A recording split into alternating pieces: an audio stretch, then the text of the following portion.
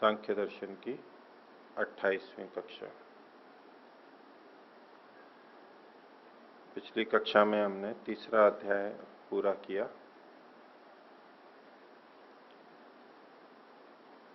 जीवन मुक्त व्यक्ति भोगों को भोगता ही है जब तक जन्म रहता है। विवेक की प्राप्ति कैसे होती है इत्यादि विषय थे। किन्हीं को पिछले पाठ में से पूछना हो तो पूछिए। बीच और कोई बोलिए। आचार्य जी, तीसरे अध्याय का ये 79वां सूत्र ये थोड़ा सा समझाएंगे। उपदेश तत्सिद्धि। तत्सिद्धि, तत् माने उस जीवन मुक्त की। जीवन मुक्त की सिद्धि कैसे होती है, यानी जीवन मुक्त कैसे बनते हैं, उसके लिए एक आवश्यक तत्व बताया जा रहा है। उपदेश और उपदेष्टि। उपदेष्टि मतलब है उपदेष्टा के होने पर, उपदेश देने वाले के होने पर, और उपदेश्य का मतलब है जिसके लिए उपदेश दिया जा रहा है, यानी शिष्य। इन दोनों के होने पर जीवन मुक्त की सिद्धि होती है। अर्थात ये विषय ऐसा रहता है कि इसमें गुरु शिष्य परंपरा भी काम करती है, और जीवन मुक्त होता है कोई व्यक्ति तो वो फिर अगली पीढ़ी को बताता है ऐसा ऐसा होता है, मैंने अनुभव किया है। उससे विश्वास को प्राप्त करके अन्य लोग भी साधना करते हैं और उन स्थितियों तक पहुंचते हैं।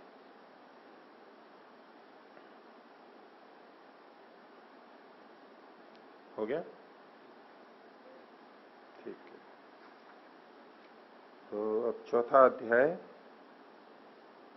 इसमें बहुत सारे आख्यान दिए हुए हैं, कथाएं। संक्षेप से नाम केवल दिया है उन कथाओं का। इन कथाओं के माध्यम से कुछ विवेक वैराग्य की बातें बताई गई हैं। कथाओं को व्याख्याकार लिखते हैं। पिछले ग्रंथों में, पुराने ग्रंथों में इस तरह की मिलती जुलती जो कहानियां होती हैं उसको यहां देते हुए और बात को सिद्ध करते हैं, समझाते हैं। तो पिछले अध्याय के अंत में विवेक से निश्शेष दुख की निवृत्ति होने पर कृतकृत्यता होती है, ये बात कही थी।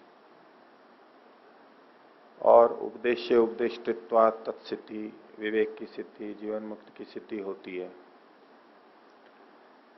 ये उपदेश का श्रवण कैसे होना चाहिए? गुरुमुख से साक्षात होना चाहिए या वैसे ही भी हो सकता है? ये सारी बातें कुछ मन में उठती हैं। एक होता है साक्षात उपदेश सुनना, गुरु से सीधा उपदेश सुन रहे हैं और गुरु हमारे लिए ही बोल रहे हैं, हमारे को बताने के लिए ही बोल रहे हैं, एक वो स्थिति है। एक है कि गुरु ने बोला तो किसी और के लिए है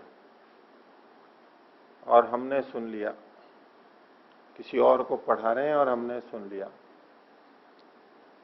तो क्या उससे भी तत्व ज्ञान हो सकता है, ज्ञान की प्राप्ति हो सकती है? ये कुछ चर्चा शुरू के 2 सूत्रों के अंतर्गत है।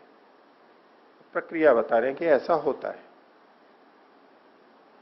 पहला सूत्र बोलेंगे, राजपुत्रवत तत्वोपदेशात। राजपुत्र के समान। राजपुत्र का मतलब है राजा का जो पुत्र, राजकुमार। वैसे राजपुत्र इधर राजपूत बोलते हैं, राजपूत बोलते हैं ना। पूत मतलब पुत्र, पूत सपूत तो क्यों धन संचय। पूत के पांव पाले। पूत मतलब पुत्र का वो बिगड़ा हुआ शब्द है, पूत। राजा का पुत्र, जो राज्य करते हैं उनका पुत्र। राजपूताना भी बोलते थे राजस्थान को पहले, उस इलाके को। तो राजपुत्र के समान यानी राजकुमार के समान। ये तो उदाहरण दृष्टांत दिया, कहानी है। तत्वोपदेशात, तत्व का उपदेश करने से भी विवेक की प्राप्ति होती है। तत्व यानी जो सत्य है, तथ्य है, उसका उपदेश करने से विवेक की प्राप्ति होती है, राजकुमार के समान। अब इसके दो तरह से तात्पर्य लिए जाते हैं। राजपुत्र के समान मतलब कि उस दृष्टि से इस सूत्र का तात्पर्य निकलेगा कि जब तत्व का उपदेश होता है और व्यक्ति समझ जाता है तो बस विवेक हो जाता है उसमें। सही चीज बताई गई और उसको स्वीकार हो गई तो ज्ञान का हो गया, बस विवेक हो जाएगा। जानने मात्र से विवेक हो जाएगा, सुनने से। तो एक कथा कही जाती है कि एक राजा का बेटा बिछड़ गया राजा से, परिवार से, जंगल में बिछड़ गया। और फिर जंगल में जो रहते हैं उन लोगों के भील आदि जो भी थे, उन्होंने उनको मिल गया और उन्होंने पाल लिया। वो पल रहा था वहां पर,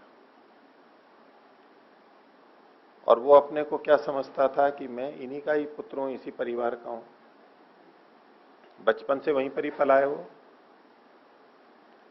फिर एक बार मंत्री घूमते घूमते उधर निकला, उसने देखा कि बच्चा तो अलग तेजस्वी दिख रहा है, और उसने जानकारी की और उसको पता लगा कि ये तो राजा का पुत्र था, यहां भी पल रहा है।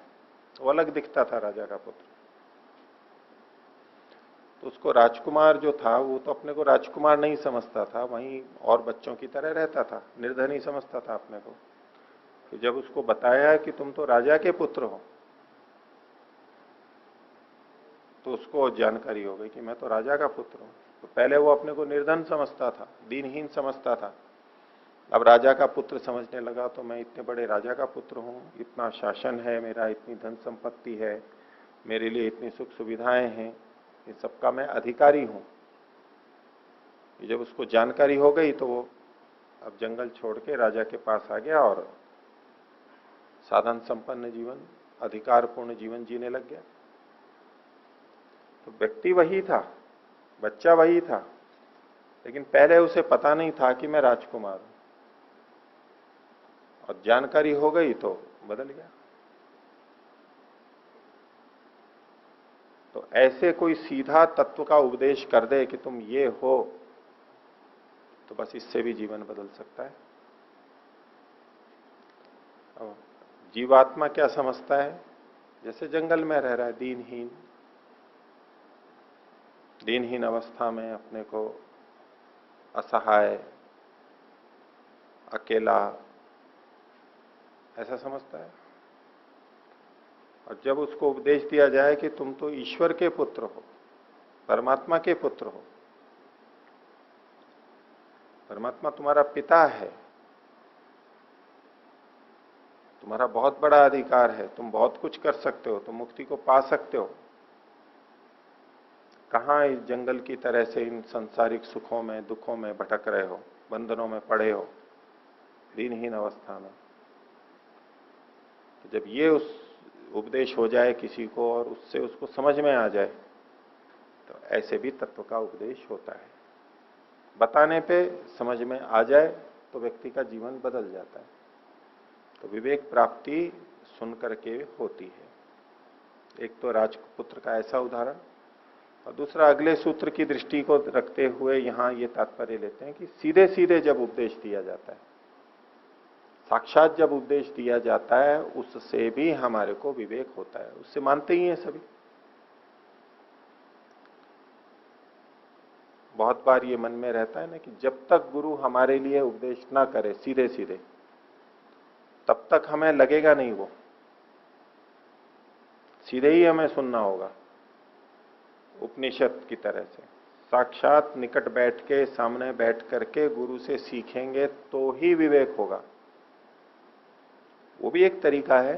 तो ये पहले सूत्र में बताया, सीधे सीधे हम सुनेंगे तो भी हमारे को तत्व ज्ञान हो सकता है, सुन करके तत्व ज्ञान हो सकता है। सुना हुआ, मनन किया, स्वीकार किया तो विवेक हो जाएगा। तो कहा राजपुत्रवत तत्वोपदेशात। तो क्या केवल इसी तरह से हो सकता है उपदेश?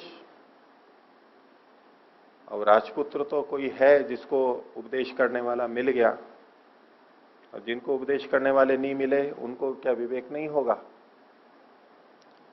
जैसे राजपुत्र के लिए, राजकुमार के लिए पढ़ाने वाले बहुत हैं, अध्यापक साधन संपन्न है, तो उसको सीधे पढ़ाने वाले मिल गए और गुरुमुख से वो सीख रहा है, तो उससे ही बोध होगा, वो भी एक तरीका है। लेकिन अगर किसी को पढ़ाने वाला नहीं मिले, सीधे सीधे गुरु नहीं मिले, वो किसी को गुरु बनाना भी चाहता हो लेकिन गुरु उसको स्वीकार ना करे, क्या करे? वो गुरु के लायक दक्षिणा नहीं दे सकता, गुरु के लायक सेवा नहीं कर सकता, उसको कैसे शिक्षा मिले? तो उसके लिए दूसरा कहा कि गुरु से ही सीखने को मिले साक्षात मुख से, ये आवश्यक नहीं है, इसके बिना भी विवेक ज्ञान हो सकता है। तो अगला सूत्र बोलेंगे, पिशाचवत अन्यार्थोपदेशेपि। पिशाच के समान। तो पिशाच कौन है वो तो आगे देखेंगे। अन्यार्थोपदेश, अन्य के लिए उपदेश किए जाने पर भी, अन्यार्थ अन्य के प्रयोजन से, अन्य के लिए उपदेश होने पर भी, यानी उपदेश देने वाला किसी और को उपदेश दे रहा है, हमारे लिए नहीं दे रहा है। हम तो प्रसंग से वहां बैठे हैं या हम सुन रहे हैं या हम बगल में कहीं बैठे थे और हमने सुन लिया, तो ले ऐसा सुनने से भी विवेक हो सकता है। बात यह है कि सुनने में आना चाहिए, जानकारी होनी चाहिए। सीधे गुरु से हो यह अनिवार्यता नहीं है, पिशाच के समान भी हो सकता है। तो पिशाच का मतलब है कोई कम पढ़ा लिखा व्यक्ति जिसको गुरु उपलब्ध नहीं है, ऐसा कोई सामान्य व्यक्ति। जैसे कि कृष्ण और अर्जुन के उपदेश में भी इस तरह की कथा आती है कि कृष्ण तो अर्जुन को उपदेश दे रहे थे, और वो कहते हैं कोई एक पिशाच था, वो पेड़ पे बैठा हुआ सुन रहा था उस उपदेश को। तो कृष्ण ने पिशाच के लिए उपदेश नहीं किया। पिशाच मतलब ऐसा कोई सामान्य व्यक्ति, निकृष्ट व्यक्ति कह लीजिए, निंदित व्यक्ति कह लीजिए, गलत आचरण वाला व्यक्ति, लेकिन सुन रहा था वो ध्यान से। तो उसको भी उपदेश सुनने में पड़ गया और उससे ध्यान दे दिया, तो उसका भी उद्धार हो सकता है। उसका उद्धार हो गया था, उसने विवेक को प्राप्त हो गया था वो। ये पिशाचवत हो गया। शिव पार्वती के उपदेश में भी ऐसी कहानी आती है कि शिव ने पार्वती को उपदेश दिया तो कोई पिशाच भी सुन रहा था, उसका भी उद्धार हो गया सुन करके। ऐसी ऐसी कुछ कहानियां तो प्रचलन में हैं। तो पिशाचवत मतलब तीसरे व्यक्ति को भी बोध हो सकता है, सीधे सीधे गुरु से उपदेश ना मिले तो भी। आजकल कई जने सुनते हैं ना, गुरुकुलों में तो जा नहीं सकते, तो गुरुकुलों में या प्रवचनों में नहीं जा सकते तो उसकी रिकॉर्डिंग हो जाती है, उसको सुनते रहते हैं। तो कैसे अध्ययन है? गुरुमुख से तो हो नहीं रहा है सीधे सीधे, तो उनके लिए तो उपदेश किया नहीं गया था, वैसे तो सामने जो बैठे हैं उनके लिए किया गया था। तो वो लोग सुन लेते हैं, उनको भी तो ज्ञान हो जाता है, जितना समझते हैं जितना करते हैं। ये पिशाचवत अध्ययन है, परोक्ष रूप से भी। कई जने इसमें खासतौर से आध्यात्मिक ज्ञान में ये अड़चन लगा देते हैं कि जब तक गुरु के मुख से हमारे लिए नहीं निकलेगा और गुरु की कृपा नहीं होगी, तब तक ये अध्यात्म में गति नहीं होगी, समझ नहीं आएगी ये चीज। जब तक गुरु का आशीर्वाद नहीं होगा हमारे लिए, तब तक ये विद्या हमारे लिए फलेगी नहीं। ये ठीक है, गुरु का आशीर्वाद होना चाहिए। आशीर्वाद का मतलब है गुरु बहुत प्रेम रखेगा उससे, हित चाहेगा और उसको पूरी बातें बताएगा, और वो सीख जाएगा। यहां तक आशीर्वाद ठीक है। लेकिन वो ही वचन अब आजकल जैसे पुस्तकों में लिखा रहता है, तो लिखा और वो गुरु तो कहीं और है, और पुस्तक को पढ़ के भी तो विवेक हो जाता है।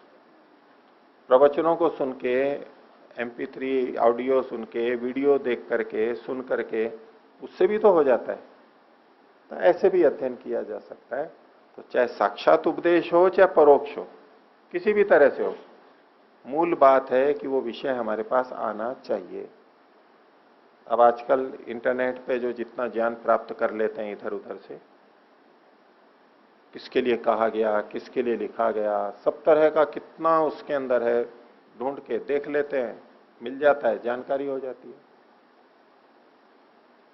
तो साक्षात हो अच्छी बात है, साक्षात नहीं होता है तो परोक्ष रूप से भी किया जा सकता है। पिशाचवत भी अन्य के लिए किया गया उपदेश हो तो भी विवेक हो सकता है। दोनों तरीके हैं।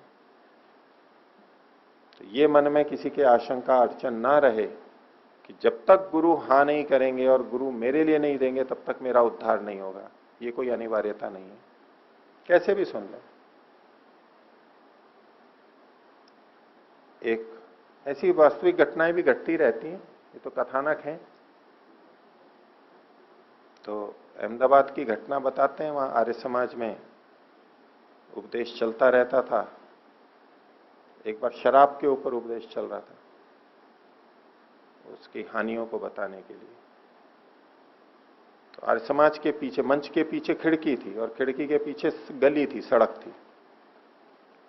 तो एक शराब पिया हुआ व्यक्ति वहां नाली के किनारे पड़ा हुआ था, उल्टे मुंह, इतना नशे में था, धुत पड़ा था। तो थोड़ा सा होश आया, उधर उपदेश चल रहा था। उपदेश तो आर्य समाजियों के लिए चल रहा था जो कि शराब नहीं पीते। और उनको तैयार करते हैं उपदेशक कि भाई ये कहीं जाकर के कहेंगे, जो भी है।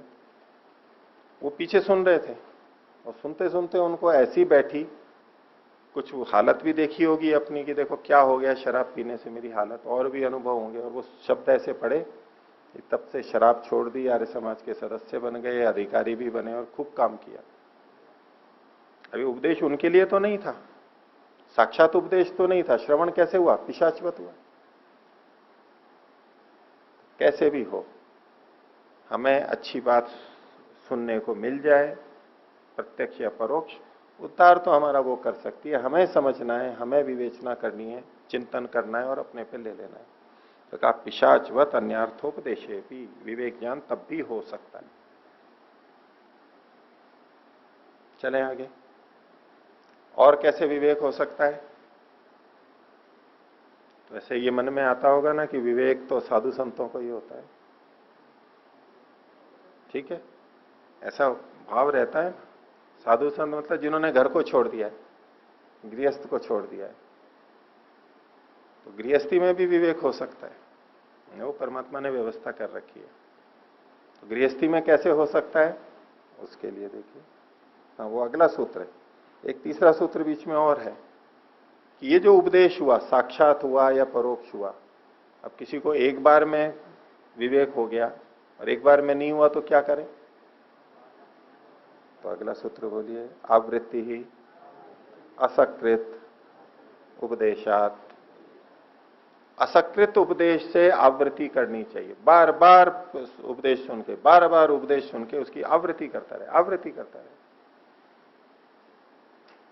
जब तक विवेक नहीं हो जाता है तब तक आवृत्ति करता रहे, भले ही वही विषय आ रहे हो, बार बार सुनने। नहीं तो कई बार सुनते सुनते कान पक जाते हैं। वो ये कहते हैं कि ये तो सुन चुके, बहुत बार सुन चुके ये बात। तो ठीक है, सुन तो चुके, विवेक हो गया क्या? तो सुनना पड़ेगा, वही बातें, वही बातें प्रतिदिन। कोई विवेक नहीं हुआ है तो सुनना होगा, यही उपाय है। एक बार नहीं हुआ तो 10 बार से होगा, कभी ना कभी तो होगा। तो आवृत्ति असकृत उपदेशात कार्य करनी चाहिए। और देखिए घर बैठे उपाय बता रहे हैं बहुत अच्छे अच्छे। तो यूं लगेगा जैसे कि घर में ही उपाय है तो फिर क्यों आश्रमों में जाए। ठीक है, घर में भी कर सकते हैं, लेकिन घर में भी हो जाए ये जरूरी नहीं है, लेकिन हो सकता है, ध्यान दे तो व्यवस्था तो है सारी। कैसे? तो चौथे सूत्र में देखिए, बोलिए, पिता पुत्रवत उभयोर दृष्टत्वात्। अब कोई गृहस्थी में रहता है, उसका विवाह भी हो गया, एक तरफ अपने पिता को भी देख रहा है, वृद्ध पिता को, दुर्बल हो गए हैं, मृत्यु की तरफ जा रहे हैं, और एक तरफ नवजात शिशु को, अपने पुत्र को भी देखता है, अपनी संतानों को भी देखता है और अपने माता पिता को भी देखता है। पिता पुत्र मतलब तो माता और पुत्री भी, कुछ भी, सब उसमें गृहीत है। यानी वो विवाह गृहस्थ में जाकर के एक तरफ इनको देखता है मरते हुए, मृत्यु की तरफ जाते हुए, और इधर नयों को देखता है, और बीच में तो खुद है ही वो। बचपन वो बिता करके आया है और वृद्धावस्था उसको दिखाई देगी। ये माता पिता की, मेरी भी यही स्थिति बनने वाली है। तो अगर परिवार में इसी में भी कोई ध्यान दे कि देखो शरीर में क्या स्थिति बनती है, कैसे ये नवजात कोमल शिशु इतना सुंदर, इतना अच्छा, और कहाँ ये वृद्ध व्यक्ति एकदम झुर्रियां पड़ गई हैं, बाल सफेद हो गए हैं, क्षीण हो गया है, चला फिरा नहीं जाता, दिखता नहीं है। तो ये जो घटनाएं हमारे जीवन में घट रही हैं गृहस्थ में रहते हुए भी, इस पे भी अगर व्यक्ति ध्यान दे तो इससे भी विवेक हो सकता है। ये वास्तविक घटनाएं हो रही हैं, प्रत्यक्ष विवेक को देने के लिए ये भी हमारे लिए पर्याप्त है। तो पिता और पुत्र दोनों को देख करके भी विवेक हो सकता है, लेकिन हो जाए ये आवश्यक नहीं है, लेकिन हो सकता है, उससे भी हो सकता है। घर परिवार में कितनी घटनाएं घटती हैं सीखने के लिए, वैराग्य के लिए कितनी घटनाएं होती हैं गृहस्थी में। ऐसी घटनाएं आश्रमों में नहीं मिलेंगी, मिलेंगी? आश्रमों में तो उपदेश मिलेगा और आश्रमों में शांति मिलेगी, अच्छा वातावरण मिल जाएगा, लेकिन जिससे विवेक हो वो झटके लगते हैं, वो गृहस्थ में होता है। झटके लगते हैं ना व्यवहार में, सहन में, कैसे कौन आवेश में आ जाता है, कौन कैसे क्या व्यवहार करता है, कैसे धोखा होता है, किसके लिए हम क्या करते हैं, वो हमारे लिए क्या बोल देता है, हम क्या कब किसके लिए बोल देते हैं। खूब मान अपमान खूब सहन करना पड़ता है ना। आश्रम में नहीं सहन करते, घर में तो सहन होता है। आश्रम में कोई बच्चा या कम आयु वाला कुछ बोल दे तो एकदम वो लगेगा कि कैसे अपमान कर रहा है। अभिवादन नहीं करे तो लगेगा अभिवादन नहीं कर रहा है छोटा होकर के। और घर में बच्चा कितना भी अपमान करता रहे, बुरा तो लगता है लेकिन सहन करना पड़ता है, सहन कर ही लेता है वो। आश्रम में सहन नहीं करता है, घर में कर लेता है। घर में तपस्या ज्यादा होती है, ऐसी ऐसी तपस्या। स्वामी जी सुबह बोल रहे थे गृहस्थ में कितना कष्ट है और कितना दुख है। कौन मेहनती अधिक है, गृहस्थी या आश्रम वाले? गृहस्थी। कितनी मेहनत करता है पति और पत्नी घर में या बाहर भी, घर परिवार को संभालने संवारने में कितनी मेहनत करते। एक प्राचीन श्लोक भी मिलता है ऐसा, अर्थार्थी जीव लोकोयम यानी कष्टानि सेवते। अर्थार्थी मतलब अर्थ को चाहने वाला, धन को चाहने वाला अर्थार्थी, धनार्थी। जीव लोक, ये जो जीवों का समूह है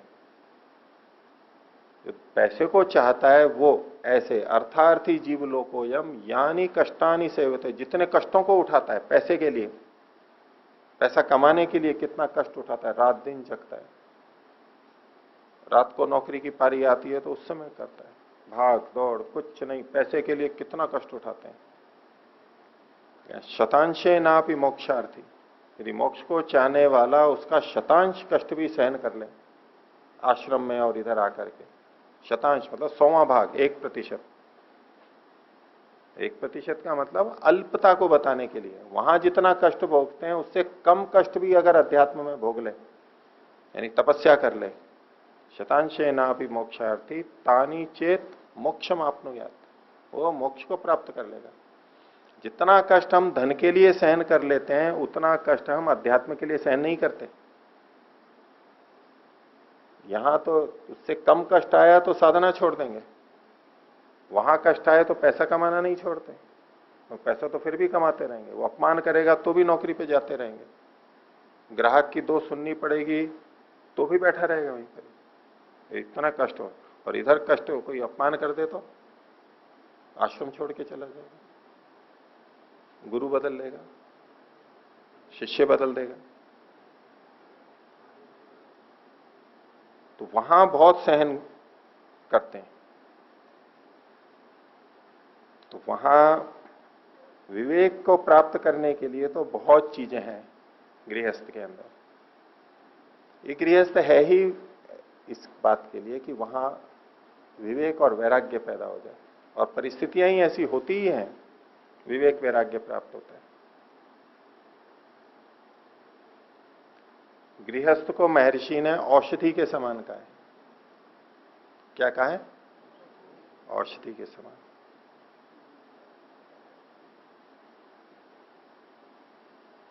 तो गृहस्थ औषधि क्या होती है? हमें स्वस्थ कर देती है। दवाई स्वस्थ करने के लिए होती है, बीमारी को हटाने के लिए होती है। तो गृहस्थ एक ऐसी औषधि है। वहां की घटनाएं, वहां की व्यवस्थाएं, वहां के सुख भोग, ऊंचा नीचा जो कुछ भी होता है, सारा संबंध आपस में निभाना, सहन करना, वो सब वो आदमी को बहुत सीख दे देता है। और तब वो वानप्रस्थी बनते हुए साधना में ढंग से लग पाता है, अनुभव कर लेता है। तो या तो पहले से अनुभव हो, ऐसा विवेक हो जाए, बिना गृहस्थ में जाए, और अनुभव भी नहीं है तो, और गृहस्थ में भी नहीं गए हैं तो फिर साधना बहुत मुश्किल हो जाती है। उसको वो वैसा विवेक वैराग्य ही नहीं आता, चलता तो रहता है लेकिन वो सीख ही नहीं आती उसको। तो गृहस्थ बहुत बड़ी सीख दे सकता है। एक उदाहरण यहां दिया, पिता पुत्र के समान, ऐसे भी विवेक हो सकता है।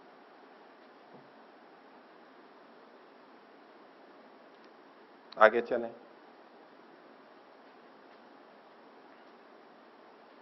अब घर में भी बहुत सारी बातें होती रहती हैं, उससे भी जुड़ा हुआ है अगला सूत्र, और बाकी सब जगह भी जुड़ा हुआ ही है ये। तो हम जो सुखी दुखी होते हैं उसमें क्या कारण होता है? हमारे से कोई चीज छूट जाती है, छीन ली जाती है, तो हमें कैसा लगता है? कष्ट होता है ना, दुख होता है। लेकिन चीज भी छूट जाए और हमें दुख भी ना हो, हम सुख भी अनुभव करें, ये भी हो सकता है। चीज तो दोनों जगह छूट रही है, लेकिन अंतर है। तो सुखी दुखी होने का एक उपाय बता रहे हैं यहाँ पर। दुखी होने का उपाय मतलब हम दुखी होते रहते हैं उससे, ऐसा। तो सूत्र बोलिए, शेनवत सुख दुखी त्याग वियोगाभ्याम। तो शेन कहते हैं बाज पक्षी को, उसके समान। कैसे, वो घटना में अभी देखेंगे, जो उदाहरण समझाने के लिए दिया है।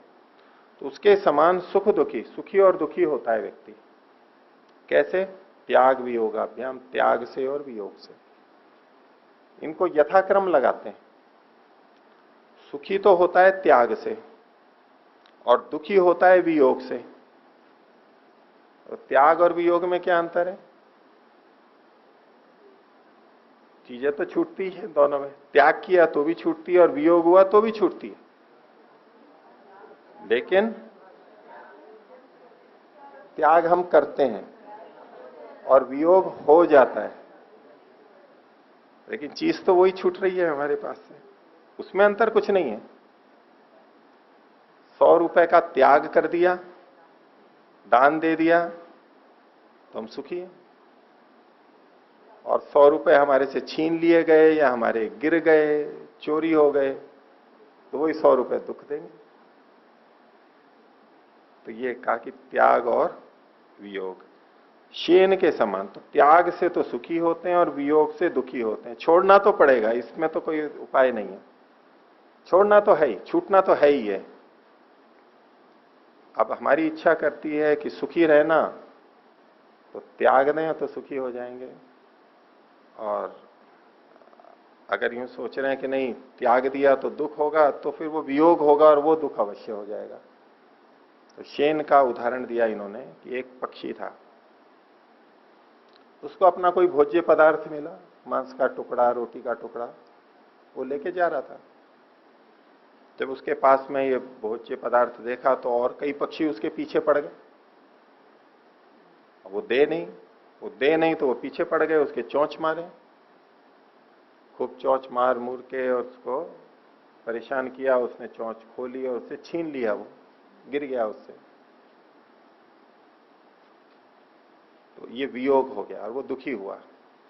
चोंच भी पड़ी दूसरों की, घाव भी हुए और वो चीज भी छूट गई। ये तो हुआ वियोग और दुखी हो गया। तो अगली बार उसकी समझ आ गई, तो लेके जा रहा था तो दूसरे आए और ये तो आ गए। अब तो उनको प्रेम से दे दिया कि आओ आपको खिलाता हूं, चलो आपको भी देता हूं, थोड़ा आप भी लो। उसने भी खाया, दूसरों ने भी खाया और सुखी हो गया। तो शेनवत सुख दुखी त्याग भी होगा भ्याम।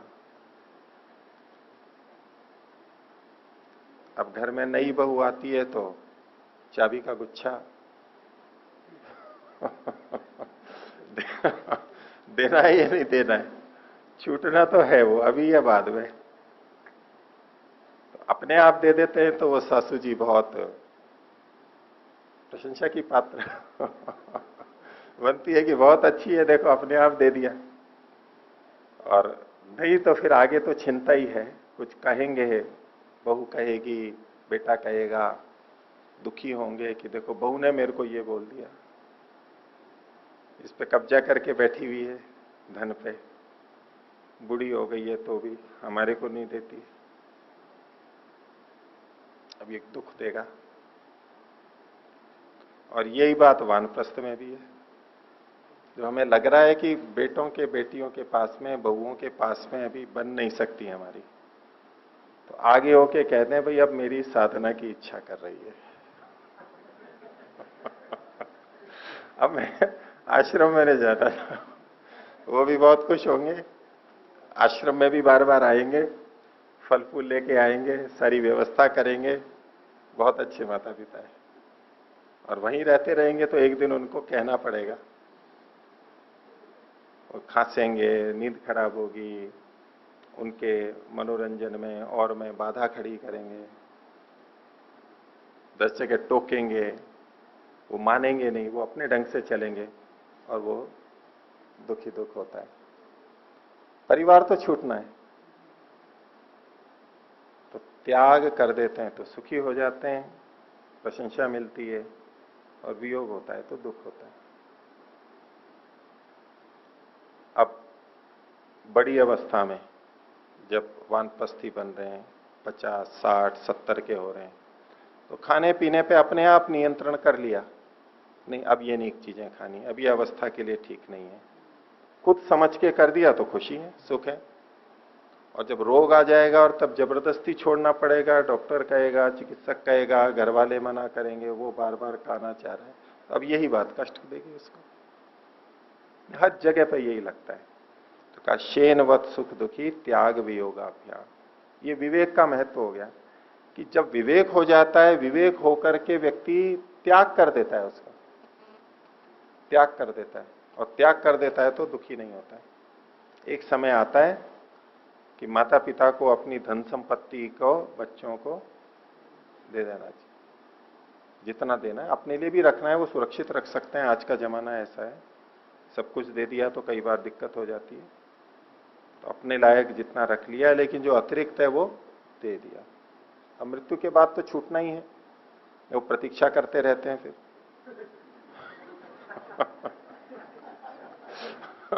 अब ये उल्टी बात हो जाती है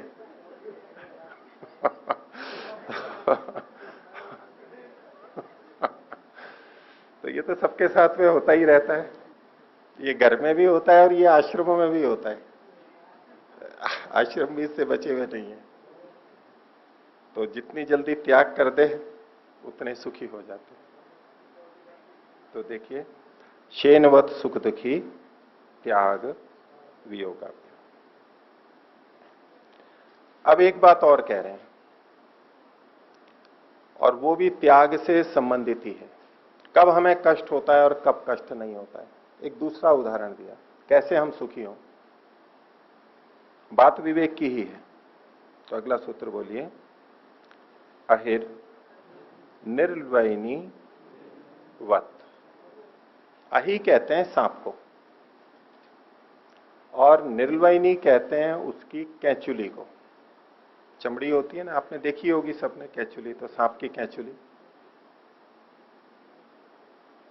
तो सांप कैंचुली से मुक्त होकर के सुखी होता है या दुखी होता है? सुखी होता है। वो चाहता है कि ये हट जाए, और अगर वो नहीं उतरती है तो परेशान होता है। वो इधर उधर मुड़ेगा, करेगा, पेड़ के बीच में से सरकेगा, कहीं उसको अटकाएगा और अटका करके निकलेगा। खरोंच लगे, थोड़ा अटक जाए और वो उससे बाहर निकल जाए, और उसके हटते ही वो अपने को सुविधाजनक अनुभव करता है, कष्ट नहीं होता है। नहीं तो थोड़ा बंधन लगता है कि क्या कैचुली, जैसे खोल आ गया है ऊपर। कुछ समय पहले तक वो ही कैचुली उसकी चमड़ी थी, शरीर का भाग थी, शरीर से जुड़ी हुई थी। उस समय यदि कोई चमड़ी को अलग करे तो कभी उस चमड़ी को अलग नहीं होने देगा वो। कष्ट होगा उसको, दुख होता है, कभी नहीं। लेकिन जैसे ही वो अलग हो गई, अब उसको हटा देगा और सुखी हो जाता है। तो चमड़ी तो छूटनी है, हटनी है, लेकिन चमड़ी कब हटानी है? जब वो पक जाती है, जब वो अलग हो जाती है। ये अलग कैसे होती है? ये सारी चीजें छूटेंगी हमारे से भी। अगर ये हमारा अंग बनी हुई है अभी, जैसे सांप की चमड़ी उसका अंग बनी हुई थी, तब तो वो उसको छोड़ेगा नहीं, और छूटेगा तो कष्ट होगा। तो ये जो अपना राग होता है मैं मेरे का, इन वस्तुओं के प्रति, घर के प्रति, संतानों के प्रति इत्यादि, उस राग से वो चिपका हुआ रहता है। राग जो होता है ना, गोंद होता है, वो चिपका के ही तो रखता है। राग चिपका करके रखता है, जोड़ के रखता है। और वो राग रहता है, तब जब चीज छूटती है तो हमें दुख होता है। और यदि हमने राग हटा लिया, वैराग्य की स्थिति में आ गए, अब ये कैचुली पक गई है, चमड़ी उसकी पक गई है सांप की, तो अब वो हट जाती है तो अच्छा लगता है, पीड़ित होता है, हटाऊं इसको, हटे ये वैराग्य का लक्षण है। जब वैराग्य पनपने लगता है, वैराग्य कुछ परिपक्व होने लगता है, तो व्यक्ति खुद छोड़ता है, छोड़ करके खुशी होता है, सुखी होता है।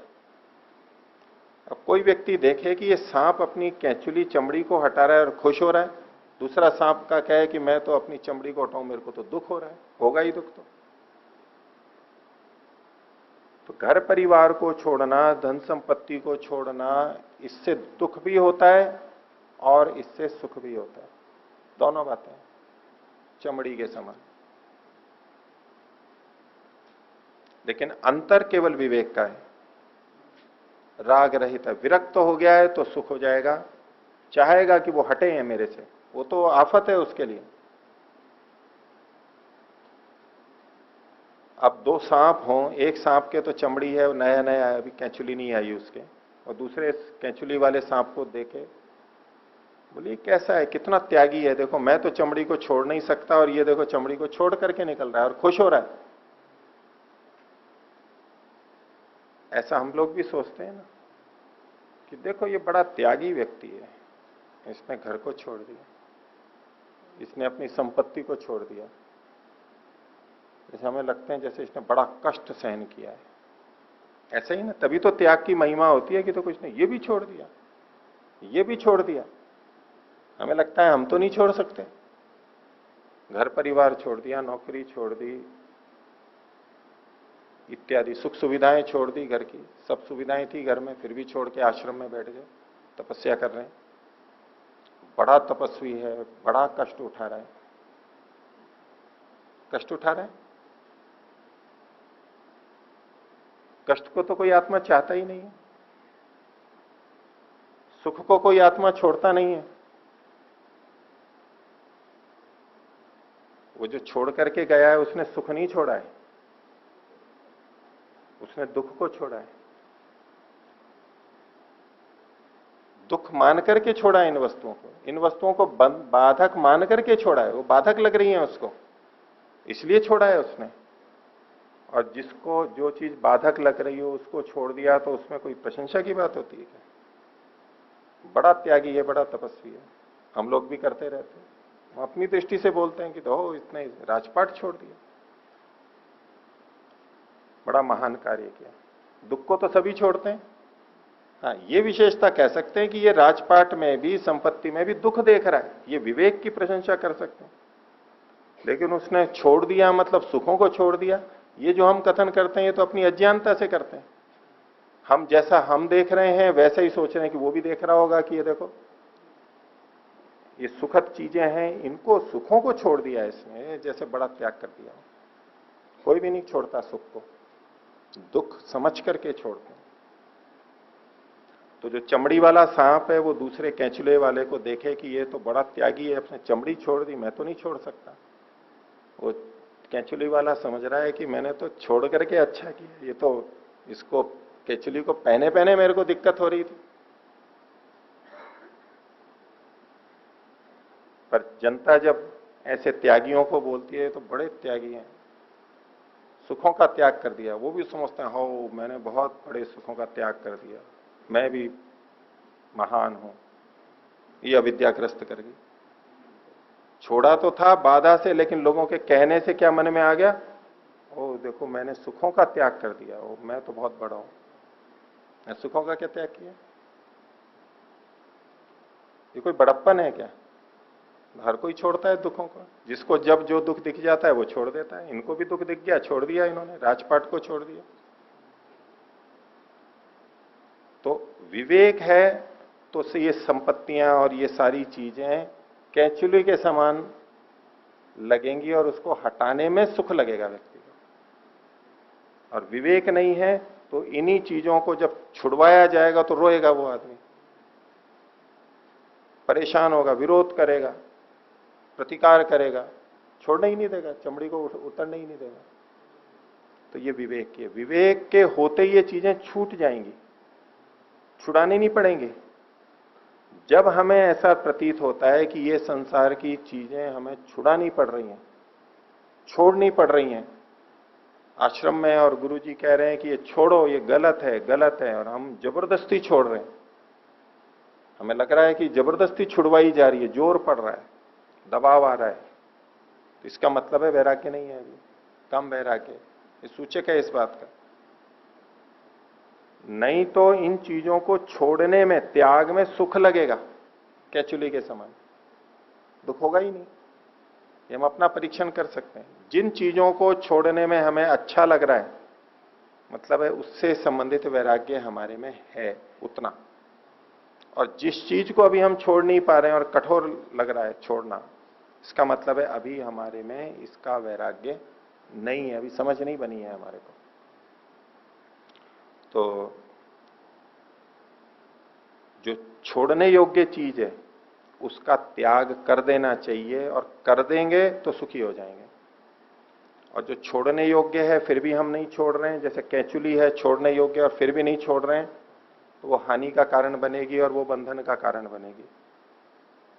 वो कैचुली के कारण सांप भाग नहीं पाता है अच्छी तरह से, वो पकड़ा जाएगा, मारा जाएगा, कोई भी शिकारी उसको पकड़ेगा। तो वो छोड़ने में ही जीवन है, पकड़े रखेंगे तो कष्ट हो जाएगा, हानि होगी। तो अहिर निर्वहिनी वत हो गया। अगला सूत्र बोलिए, छिन्न हस्त वत्वा। छिन्न कहते हैं कटे हुए, हस्त कहते हैं हाथ को, कटे हुए हाथ के समान। इसको त्याग में लें या वियोग में लें? हाथ कट जाता है तो सुख होता है, दुख होता है? दुख होता है। और कैंचुली हटती है तो सुख होता है, हाथ कटता है तो दुख होता है। तो ये तो आप सामान्य अवस्था में देख रहे हैं। सामान्य अवस्था में हाथ कटे तो दुख होगा ही, उपयोगी चीज है। और हाथ से हमें राग भी है, हो हाथ तो होना ही चाहिए, हाथ कैसे कट जाए? कोई नहीं चाहेगा, कोई काटने लगे तो काटने नहीं देगा। लेकिन मान लीजिए हाथ में रोग हो गया है, गलन का रोग हो गया है, गैंग्रीन हो गया है, जैसे मधुमेह वालों को हो जाता है या कोढ़ हो जाता है, तो ऐसा घाव हो गया कि वो सड़ गया बहुत और वो ठीक नहीं हो रहा है और वो बढ़ता जा रहा है। कोथ होता है, ये बढ़ता जाता है, पीछे पीछे पीछे कोशिकाओं को गलाता जाएगा। तो उसमें डॉक्टर क्या कहता है कि उंगली कटवा दो। इसको कटवा देने में ही सुख है, होता थोड़ा सा है। डॉक्टर कहता है नहीं पूरी उंगली कटवा दो, क्या नहीं पूरी उंगली तो नहीं कटवाऊंगा, नहीं नहीं इतना सा, वो भी नहीं काटने देगा। बोले उंगली कैसे कट जाए, छोटा भी पूरा, रोके रखता है, फिर धीरे धीरे पूरी उंगली सड़ जाती है। अब फिर डॉक्टर के पास जाता है, बोले जी ठीक है अब उंगली काट दो। बोले नहीं अब तो कलाई तक कटेगा। वो तो आगे तक काटेगी। जितना है उससे आगे काटते हैं। कैंसर में भी यही होता है, जितना है उतना ही नहीं, उससे पास पास के अच्छी कोशिका वहां तक भी काटते हैं, क्योंकि वहां भी उसके भाग रह सकते हैं और फिर वो आगे बढ़ सकता है। अब किसी को पता लग गया यहां तक गल गया, डॉक्टर कह रहा है हाथ कटवा लो। हाथ नहीं कटवाया तो पूरा जीवन चला जाएगा, क्योंकि पूरे शरीर में फैल जाएगा फिर तो। अभी तो फिर भी हाथ कट के जीवन बच सकता है, और नहीं तो जीवन भी चला जाएगा। अब आप बताइए हाथ कटवाना पसंद करेंगे या नहीं करेंगे? कष्ट तो अभी भी होगा। लेकिन अगर समझ आ गई है तो हाथ को कटवा देगा, और हाथ को कटवा करके सुखी होगा। क्योंकि दो ही विकल्प हैं, हाथ तो कटना है उसका, हाथ को बना के रखेगा तो पूरे शरीर का नाश, एक तरफ बड़ी हानि दिखाई दे रही है और एक तरफ केवल हाथ ही कट रहा है, उतने में ही भलाई है, इतना ही हानि हुई, बाकी तो बचा लिया। ये हाथ नहीं जा रहा है, बाकी शरीर बचाया जा रहा है, इसलिए वो बचा लेगा। अब ये दृष्टि का भेद है, एक को लग रहा है मेरा हाथ कट रहा है, एक को लग रहा है कि हाथ को कटवा के मैं अपने शरीर का, जीवन की रक्षा कर रहा हूं। अब दोनों में से कौन सा करना है ये विवेक पे निर्भर करता है। ये विवेक ऐसे काम करता है, क्या चीज कब छोड़नी है, कितनी छोड़नी है। एक को लगेगा ये कैसे छोड़ दूं, और उसको न छोड़ते हुए दुखी होता रहता है, जैसे घर परिवार का, बेटे को अधिकार नहीं देता है पिता, फैक्ट्री का, दुकान का, तो यही झगड़े का कारण बन गया। एक को लग रहा है कि ठीक है ये तो जा रहा है लेकिन मेरा जीवन शांत हो जाएगा, अच्छी तरह भी जी लूंगा, वो छोड़ देता है और सुखी हो जाता है। तो छिन्न हस्त बदवाज, हाथ कटवाने छिन्न हस्त के समान, हाथ कटवाए हुए के समान, कठोर उदाहरण दे रहे हैं। लेकिन एक घटता ऐसा ही है। और जैसे हमें अपने हाथ से राग होता है, हम कटवाना कभी पसंद नहीं करते हैं। बहुत मुश्किल से एक कठोर निर्णय होता है कि हाथ काट दें, डॉक्टर कह रहा है, बहुत मुश्किल से कहने पे और तैयार होता है और फिर मान भी जाता है, फिर भी दुख होता रहता है, हाथ कट गया, हाथ का बच जाता। लेकिन जिसको पूरा समझ में आ गया है वो तो प्रसन्न नहीं होता है, चलो गया ये, बाकी सब तो ठीक है मेरा। तो ये त्याग और वियोग से जो सुख और दुख है वो अहिर निर्वयनीवत में भी देख सकते हैं। वहां शेनवत देखा था, चमड़ी के का वियोग होता है, छीन के तो दुख होगा, और खुद उतार दिया तो त्याग होगा। हाथ का भी ऐसा ही है, दूसरे ने जबरदस्ती काट लिया तो बहुत दुख होगा, और हमने ही कह दिया कि नहीं काट लो इस हाथ को, तो छोड़ो इसको, मैं छोड़ रहा हूं हाथ के मोह को, तो सुखी हो जाएगा। तो त्याग और वियोग ये हर जगह पे लागू होता है। बस और रेल में भी बैठे हैं, 3-4 जने बैठे हैं, मान लो जितनी जगह है, अब पता है कि भीड़ आ गई है बहुत, अब एक तरफ तो हम ठीक है थोड़ा सरक के एक दो को बैठा लिया, और नहीं तो फिर झगड़ा भी हो जाता है। अगर हम नहीं छोड़ते हैं जगह, हम छोड़ सकते हैं थोड़ी तो छोड़ देते हैं उसको, अच्छा है उसको, तो हम बचे, अपना भी बचा हुआ रहता है। नहीं तो कई बार झगड़े में फिर दूसरे कहते हैं कि बहुत देर हो गई बैठे, उसको उठा दें, खुद बैठ जाएंगे। ये मान ही नहीं रहा है, सरक ही नहीं रहा है।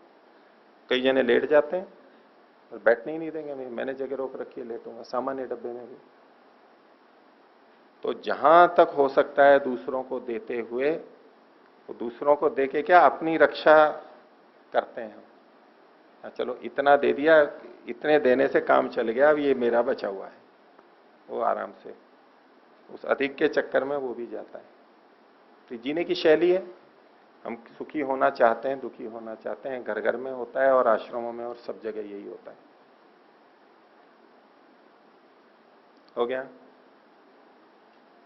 तो बंधन का बहुत सोचते रहते हैं, भाई गृहस्थी लोग ही बंधन में आते हैं। ठीक है, बंधन में कौन आएगा?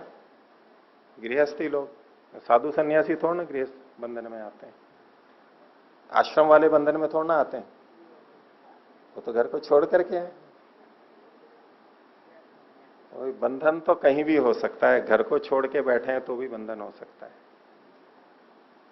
बंधन का कारण यदि है तो गलत चीज अपना ली है तो बंधन तो वहां भी हो जाएगा, तो उसको बता रहे हैं। गृहस्थियों से भिन्न की साधु संतों की कोई बात आती है तो थोड़ी शांति मिलती है कि हम ही नहीं है, ये भी, इनको भी ऐसी स्थिति हो सकती है। हम तो हैं ही, ये बहुत उपदेश देते रहते हैं हमारे को, ये करो वो करो वो करो, जैसे कि ये तो बिल्कुल सुरक्षित बैठे हुए हैं और सारा उपदेश हमारे लिए ही है। वैसी की वैसी स्थितियां आश्रमों में, साधु संतों में भी हो सकती हैं, उससे भी खराब भी हो सकती है, वैसी की वैसी हो सकती है, अगर सावधानी से नहीं चल रहा है। तो देखिए कैसे बंधन को प्राप्त होते हैं। सूत्र बोलेंगे, असाधन अनुचिंतनम बंधाय भरतवत। भरत ऋषि का उदाहरण दिया। वो भरत ऋषि बहुत बड़े थे, वो थे या दूसरे थे, जो भी थे, जब भारतवर्ष नाम पड़ा, भरतवंश, भरतवंशी, भारत, तो कितना नाम चल रहा है।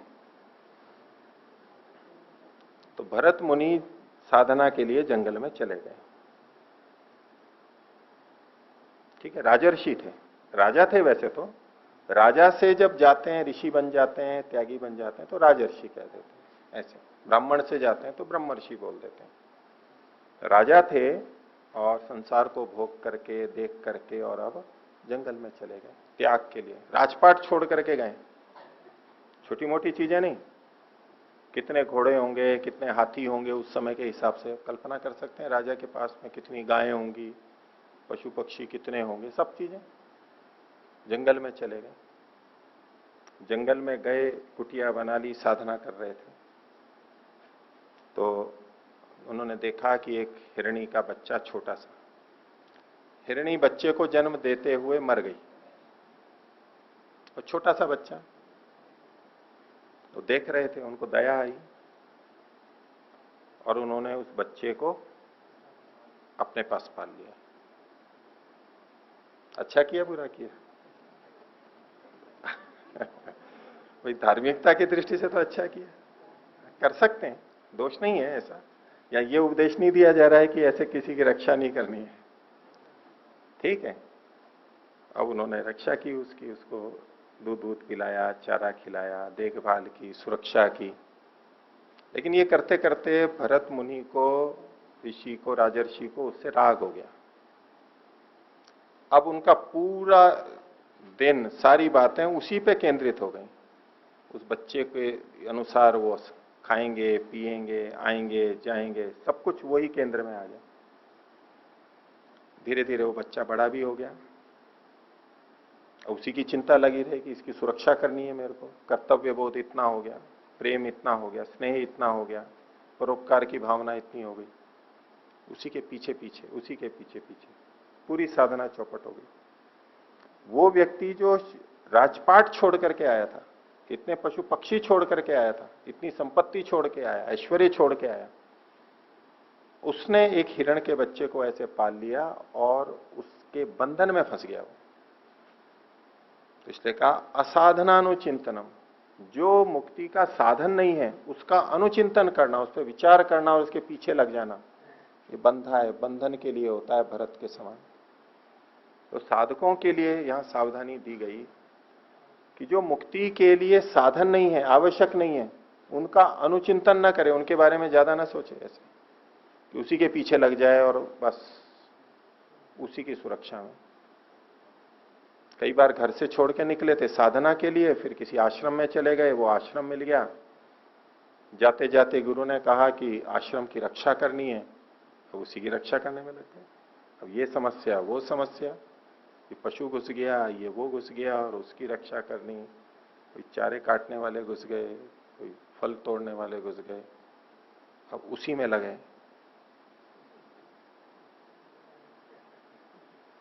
तो असाधनानुचिंतनम बंधाय भरतवत, जो साधन नहीं है उसको साधन सोच लेता है वो। ऐसा बहुतों के साथ होता है, वो अपना आश्रम बनाने के लिए लगते हैं, ये देखते हैं कि यहां ये समस्या, वहां ये समस्या, मेरा तो अपना आश्रम होना चाहिए। किसी से मांगेंगे, धन इकट्ठा करेंगे, और जमीन मिल गई फिर मकान बनाएंगे, दान मांगेंगे, बड़ी मुश्किल से बनाएंगे। तो ये साधकों के लिए मना किया जाता है। आगे एक सूत्र आएगा और कि फिर करें क्या, खुद का नहीं बनाए तो क्या करें। तो जो साधन नहीं है उसका अनुचिंतन करने लग जाना, ये साधकों के लिए नहीं है। वो कई चीजें दया युक्त लगती हैं, अब ये हिरण का उदाहरण है तो दया ही लगता है, लेकिन वो बंधन का कारण बन जाएगा। ऐसे ही अपने पोते पोती भी वैसे ही। अब वैसे तो दया आती है, बच्चों को, पोतों को, पोतियों को पालना है, अच्छे संस्कार देने, माता पिता तो नौकरी पे जाते हैं आजकल, वो निकल नहीं सकते, बंधन का कारण है। अब इसको उचित अनुचित कहें, ये फिर दृष्टि भेद है। कोई कहेगा नहीं ये तो उचित है, तो करना ही चाहिए, इसको करते करते भी साधना कर सकते हैं। हम बच्चे कहें कि नहीं घर पे ही रहो, वो आश्रम से बार बार लेके आएंगे क्योंकि उनको असुविधा होती है। लेकिन ऐसे ऐसे जो असाधन है, अब जो साधना में गया उसको तो ये सोचना ही पड़ेगा। अब वहां इस तरह के गृहस्थियों जैसे दया भाव नहीं चलते, वहां तो कुछ कठोर निर्णय लेने होते हैं। नहीं ये मेरे लिए नहीं है, मैं इसको नहीं कर सकता, उन चीजों को छोड़ना पड़ेगा। लग रहा है कि इसको पाला तो बंधन में पड़ जाऊंगा, वो जिम्मेदारियां जो थी वो गृहस्थ में निभा ली, हो गई। अब वानप्रस्थी सन्यासी बने तो अब ऐसी जिम्मेदारी बड़ी बड़ी वो बंधन का कारण बन जाती है, साधना में बाधा बन जाएगी, और उसी को वो करने के लिए लगा रहेगा। दिखने में लगेगा, दूसरे कहेंगे कि देखो ये कितना ध्यान रखते हैं, कितनी व्यवस्था रखते हैं, लेकिन साधना की दृष्टि से उसके लिए घातक हो जाएगा। इसलिए कहा असाधनानुचिंतनम बंधाय भरतवत।